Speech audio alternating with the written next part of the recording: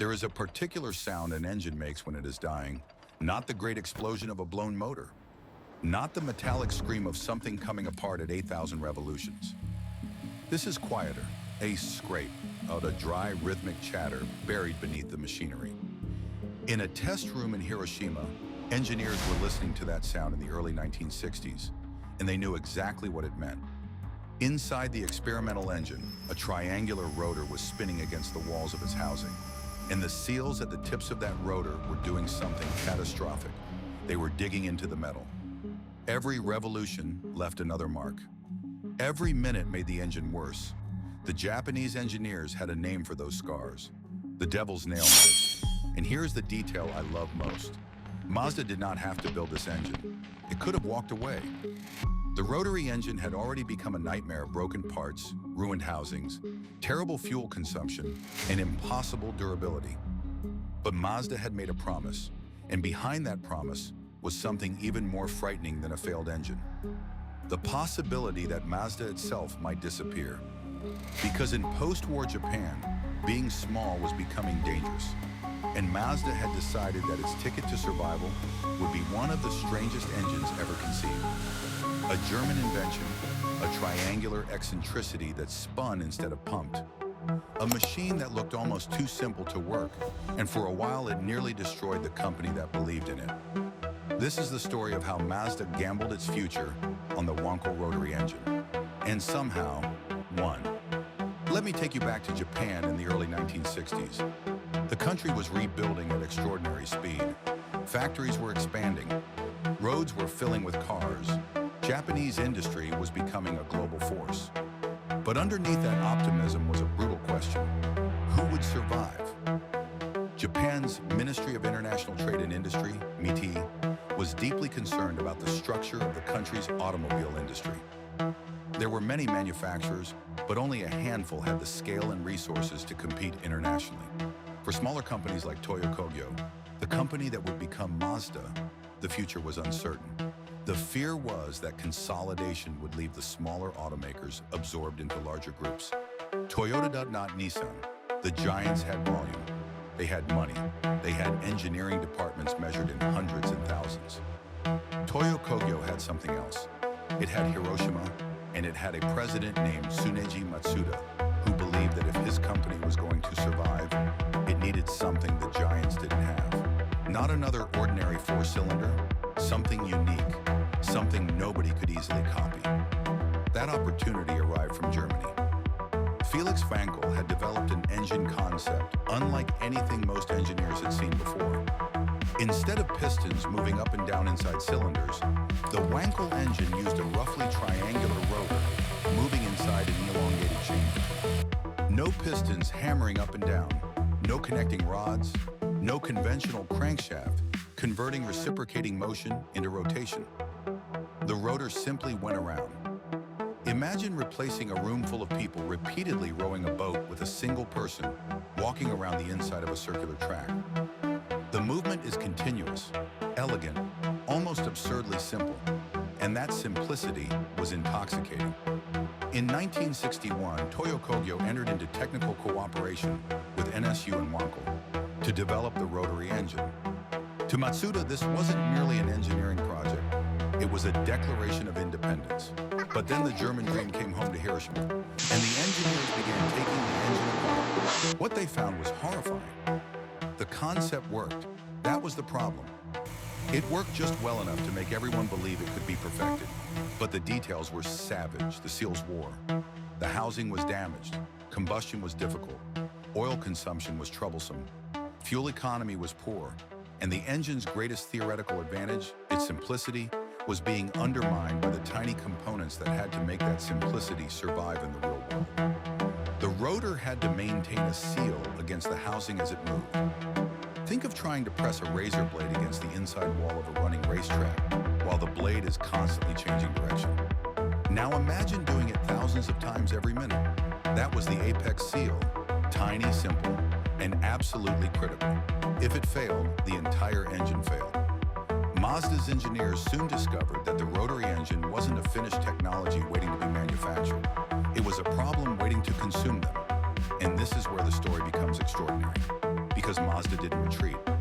It formed a dedicated rotary engine research department, and in 1963, Kenichi Yamamoto was appointed to lead it. Yamamoto understood something immediately. The rotary engine didn't need a little improvement. It needed to be reinvented from the inside out. There is something almost romantic about the way Mazda approached the problem. 47 engineers, a small, intensely focused group, later remembered as the 47 Ronin of rotary development. They were not merely designing an engine, they were trying to make an impossible machine behave like an ordinary one. And their laboratory was not some futuristic campus. This was Hiroshima, a city that had been devastated less than 2 decades earlier. Factories were being rebuilt, resources were limited, and the engineers were being asked to accomplish something that many of the world's largest manufacturers were abandoning. The fundamental beauty of the rotary engine was easy to understand. A conventional piston engine is a mechanical negotiation. The piston moves down. The connecting rod transfers that movement. The crankshaft converts it into rotation. Then the piston has to come back up again and again and again. Hundreds of parts moving in carefully synchronized violence. The Wankel took a different path. Its triangular rotor moved continuously. One side of the rotor was working, another was compressing, another was exhausting. The 4-stroke cycle was effectively spread around the chamber as the rotor revolved. Less reciprocating mass, fewer moving parts, compact dimensions, and an extraordinary ability to spin. On paper, it was beautiful. In the real world, it was vicious. The apex seals were the heart of the problem. They had to remain in contact with the housing while moving through constantly changing geometry. And when the seal began to bounce or chatter, it left a pattern of damage across the housing, a wave of scratches, a destructive signature. The devil's nail marks. Imagine taking a perfectly machined piece of metal and dragging a small piece of hard material across it thousands of times per minute. Eventually, the surface begins to fight back. The engine destroys itself. So Yamamoto's team attacked the problem from every direction. Different seal shapes, different materials, different springs, different lubrication strategies, different surface treatments. They ran engines until they failed. Then they dismantled them. They studied the damage, changed one detail, ran them again, failed again. Again. This is the part of engineering history that rarely makes it into the glossy photographs. The breakthrough does not usually arrive with a trumpet. It arrives at 2 in the morning, with an engineer staring at a damaged component under a lamp, with another failed test sitting on a bench, with grease beneath the fingernails, with everyone exhausted. And then, eventually, someone changes the material. Mazda developed a high-strength carbon seal infused with aluminum. The new material could survive the environment while dramatically reducing the destructive chatter that had been killing the engines. That was the breakthrough, not a revolutionary new engine. The same bizarre triangle, the same housing, the same impossible geometry. But now the smallest part of the machine could finally survive the largest idea. And suddenly the rotary wasn't just a laboratory curiosity, it was an engine. In 1967, Mazda launched the Cosmo Sport, 2 rotors, a 4.9 per rotor engine.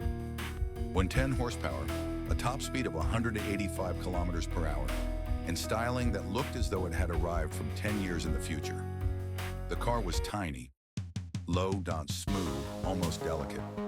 But underneath that body was 6 years of engineering stubbornness. Mazda had achieved what many others had abandoned. The world's first volume production sports car powered by a 2-rotor rotary engine was now real. And then Mazda made a dangerous decision. It didn't keep the rotary exclusive to a beautiful little sports car. It began putting the engine into ordinary cars. The Familia, the Capella, the Luce, the Savannah, the RX-2, the RX-3, the RX-4. Mazda was no longer simply proving that the rotary could work. It was betting the company on the idea that people would want one. And for a few years, they did. By June 1973, Mazda's cumulative rotary-powered vehicle production had reached 500,000 units. It looked like victory. Then the world changed. October 1973, the oil crisis. The geopolitical world shifted. And suddenly gasoline was no longer something you simply bought. It became something you worried about, something you calculated, something you waited in line for. And Mazda had a problem. Its engines loved to drink. The Rotary's compactness and smoothness were magnificent. Its high revving character was intoxicating. But fuel economy was not its natural gift, and Mazda had filled its product range with Rotaries. This was no longer a niche experiment. This was the company. Then the customers changed. The showroom changed. The world changed. Cars that had once seemed exciting suddenly looked expensive to feed. Mazda's Rotary sales collapsed, and the irony was brutal. The very technology that had been designed to make Mazda indispensable was now threatening to make it insolvent. The company was hemorrhaging cash. Production had expanded. Rotary-powered cars were sitting unsold. The dream of beating the giants with something unique was becoming a financial nightmare. And behind the scenes, Mazda needed help. That help came from Sumitomo Bank. A financial rescue helped Mazda survive the crisis, while management shifted direction and began reducing its dependence on rotary engines in ordinary passenger cars. The company had learned the lesson the hardest possible way. The Rotary was not necessarily the perfect engine for everybody. Perhaps it was never supposed to be. But Kenichi Yamamoto wasn't finished. This is the moment where the story could have ended. Mazda could have said, "We were wrong. Sell the technology. Go back to piston engines. Become sensible. Become ordinary." Instead, Yamamoto looked at the problem differently. If the Rotary couldn't be the sensible engine, why force it to be sensible? What if you gave it the job it was born to do? Go light, go fast, go small, go entertaining. Turn the weakness into the personality. The project became X605, and out of it came a machine that would change Mazda's identity forever. The RX-7, March 1978. The first generation RX-7 arrived. In Japan, it was the Savannah RX-7, and it was almost the opposite of the bloated, desperate strategy Mazda had pursued before. The car was compact, light, low, simple. The engine sat low and far back. No enormous piston engine was needed. No heavy machinery cluttered the nose. Just a small Rotary spinning with that strange turbine-like smoothness. Mazda had finally stopped asking the Rotary to be something it wasn't. It didn't need to be the cheapest engine. It didn't need to power every family sedan in Japan. It needed to make a lightweight sports car feel alive, and suddenly fuel consumption was no longer the entire conversation, because the RX-7 offered something else. Balance, response, sound, character. The engine wasn't simply an engineering solution anymore. It was the reason the car existed. And that distinction saved Mazda's philosophy. The RX-7 became a global success. The Rotary survived, and Mazda had transformed its greatest liability into its greatest identity. But there was still one place where the Rotary had unfinished business: racing. Mazda had already learned how brutal racing could be. In 1970, a Rotary-powered Chevron Mazda entered Le Mans and retired after only 4 hours. That is not vindication. That is a warning. But Mazda kept racing, and the Rotary kept evolving. The company took the same obsession that had once been directed toward devil's nail marks and applied it to endurance racing. Reliability, heat, fuel consumption, seals, lubrication, power. Every weakness became another engineering problem. Every failure became another lesson. And eventually, the little Japanese company that had nearly been swallowed by the oil crisis began winning races around the world. At Daytona, at Spa. In endurance racing, where engines are not judged by dyno sheet glory, but by whether they are still alive when everyone else has stopped, the Rotary had found its natural habitat, not the traffic jam, not the fuel economy spreadsheet, the racetrack. And now we arrive at the strange, beautiful end of this story. A quarter of a century after a small Japanese manufacturer decided that a triangular German experiment might save its future. The machine sitting on the grid was called the Mazda 787, and inside it was the final expression of that obsession. 4 rotors, a 2.6-liter rotary engine, a machine that sounded less like a conventional racing engine and more like someone had attached a turbine to the back of a missile. Mazda was facing the giants: Mercedes, Jaguar, Peugeot, Porsche, manufacturers with enormous budgets and enormous reputations. And Mazda had something almost nobody else had, a technology that had spent 30 years being told it shouldn't exist. The race unfolded over 24 hours, and gradually, improbably, the orange and green Mazda stayed alive. The rotary engine that had once been infamous for its fragility was now demonstrating extraordinary endurance. Then came the final hours. The Mazda was still running, still pushing, still there. And when the checkered flag fell, the 787B had won the 24 hours of Le Mans.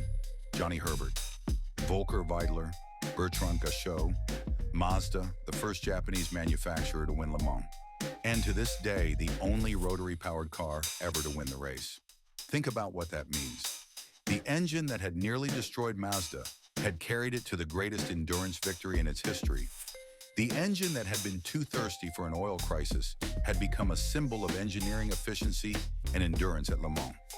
The technology that other manufacturers had abandoned became the technology Mazda refused to abandon, and the same basic obsession began in a laboratory in Hiroshima, with engineers staring at damaged metal, a tiny seal, a scratched housing, and because every time a rotary engine screams toward redline, you can hear a little piece of Hiroshima's gamble still alive inside it. So I want to leave you with one question. If you had been sitting in that boardroom in 1974 with Mazda's money disappearing and the rotary threatening to bankrupt the company, would you have killed the engine, or would you have gambled everything on it one more time?